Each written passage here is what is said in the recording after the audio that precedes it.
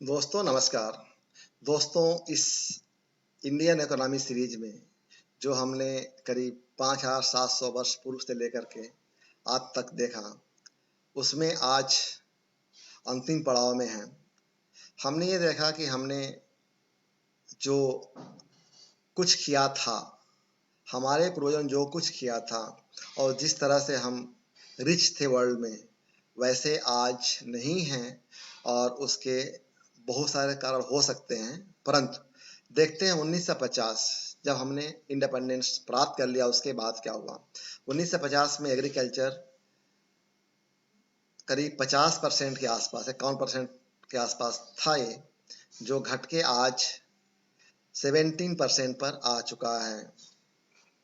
Industry 11.1 थी, जो बढ़ के आज 30.0 पे 30 के आसपास आ चुकी हैं। और सर्विस सेक्टर उस समय 34.6 पे था, जो बढ़ के 53.0 पे आ चुका है। दोस्तों ये बड़ी दुखद है कि एग्रीकल्चर जैसा सेक्टर, जो हमारे देश में अधिकतम एम्प्लॉयमेंट अराउंड 66% लोग उसमें ही काम करते हैं, उनका जीडीपी में योगदान केवल 17% रह गया है। अब इतने कम कंट्रीब्यूशन पे वो लोग सरवाइव कर रहे हैं। इंडस्ट्री सर्विस सेक्टर जरूर ऊपर उठा हुआ है, परंतु ओवरऑल देखेंगे तो हम 4.5 पे थे 1950 में, और आज उससे नीचे हो गए हैं, 4 के आसपास आ चुके हैं। जबकि और कंट्री जैसे चाइना, जो हमेशा, अगर आप ईयर 1 पे देखेंगे तो ईयर 1700 तक लगभग आपके आसपास था जीडीपी में। उसके बाद अंग्रेजों के आने के बाद आप नीचे गए, फिर आपने फाइट करके, कुर्बानियां दे करके आज़ादी ली, परंतु आज़ादी किस चीज़ के लिए ली पता नहीं चला अपने को। आज आप स्वतंत्र हैं, लेकिन वो चीज़ें जो मिलना चाहिए आपको, रोजगार, शिक्षा, स्वास्थ्य, वो अभी भी कोसों दूर है। धन की भारत में शायद कोई कमी नहीं है, परंतु उसको उपयोग कैसे किया जा रहा है, ये ज़्यादा क्वेश्चनेबल है। तो अभी टॉप मोस्ट रीजन जो निकल के आए हैं इस एनालिसिस में, इस सीरीज में, वो क्या है वो देखते हैं। Education, health, agriculture, industry, and last but not least, criminalization of the Indian politics, divide and rule that is continued till date, which one generated by the British government। उनकी उपज को आज तक ले घूम रहे हैं हम, कभी धर्म के नाम पे, कभी जाति के नाम पे, कभी क्षेत्र के नाम पे, समाज के नाम पे लड़ा करके वोट ले रहे हैं। ये चलता रहेगा कब तक? जब तक हम सजग नहीं होंगे।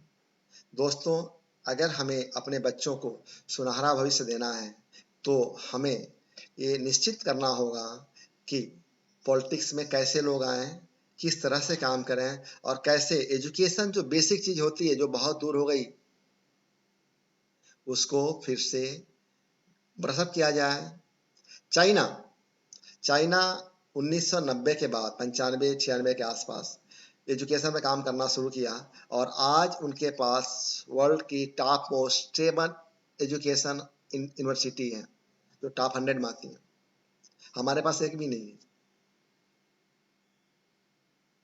हम कभी जेएनयू को आरोप लगाते हैं, अरे आरोप लग सकता है, कुछ गलतियां हो सकती हैं, परंतु क्या एजुकेशन को डुबा देंगे?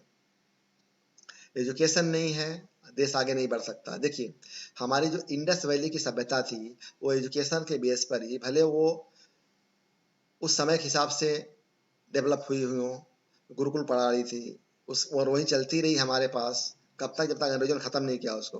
खत्म क्यों किया उन्होंने? मैकाले का नोट पढ़िएगा। मैकाले ने सबसे पहले ये बोला अपने संसद में कि अगर एजुकेशन जिंदा रहा भारत का, तो भारत को हम कभी जीत नहीं पाएंगे, कभी हम वहां पर राज्य नहीं कर सकते। तो गुरुकुल प्रणाली खत्म कर दिया गया। चलिए खत्म कर दिया आपने, फिर नया सिस्टम लेकर आए, लेकिन नए सिस्टम में सबको आना पड़ेगा, सबको लाना पड़ेगा। और एजुकेशन अगर फ्री नहीं होगा, जैसे अभी प्राइवेट स्कूल कितने फीस लेते हैं, क्या हम दे सकते हैं सब लोग? नहीं, अभी तो और नहीं। तो क्या करना होगा, एजुकेशन जो बेसिक हक है हमारे बच्चों का, उसको सरकार से डिमांड करके लेना ही पड़ेगा। एग्रीकल्चर को बढ़ावा देना ही पड़ेगा, हेल्थ के लिए इंफ्रा डेवलप करने ही पड़ेंगे। तो ये सारे काम होंगे, फिर इंडस्ट्री साथ में डेवलप होंगी। Then again we are going to claim our old status gradually, not in a year or 2 year, that may be 10 year, 20 year, 30 year, 40 year, 50 year maximum. In maximum 50 year, we'll get the same status, we'll may enjoy more than 10%, 15%, 20%, around 25% the world GDP in the India itself. For that, we have to come together and push to ourselves to get back our own status, whatever we enjoy for around 1700 plus 3700, around 5000 years in the world. अभी 300 साल ही गए हैं इस तरह के, आगे जाएंगे तो कहाँ जाएंगे पता नहीं। इसलिए अभी हमें ये जागना जरूरी है और हमें काम करके पुनः भारत को मजबूत करना है, ताकि भारत फिर से इकोनॉमी लीडर के रूप में उभर सके। वो क्या कहते हैं, विश्व गुरु कुछ नहीं होता। विश्व गुरु बनने से, अरे पहले खुद का गुरु बन जाइए, पहले खुद तो यहाँ पे जो लोग हमको पढ़ा लीजिए।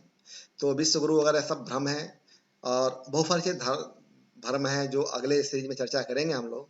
अभी आज सिर्फ ये समझते हैं कि इकोनॉमिक के लिए क्या करना पड़ेगा। इकोनॉमिक के लिए we have to come and join together, work for India and get better India in the industry, agriculture and other service sector to claim our old status at least.